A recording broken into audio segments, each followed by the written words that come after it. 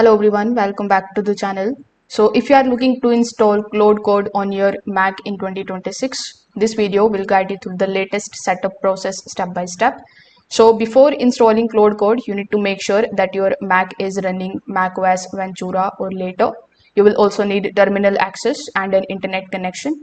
For most of the users, Anthropic's native installer is now the recommended option because it's faster, more reliable, and it avoids common npm dependency issues. So in order to install it, first of all, you just have to open the terminal application.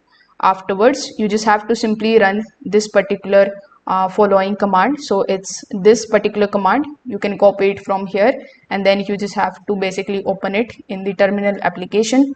So this is going to download and install the Claude Code directly onto your Mac.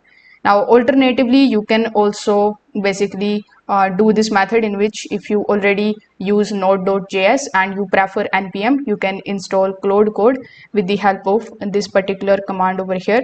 So after installation, you just have to confirm that everything is working by running this particular command. So if it is installed correctly, you will see the current version number displayed. So if this video helped you out, make sure that you like this video and subscribe to the channel. Thanks for watching.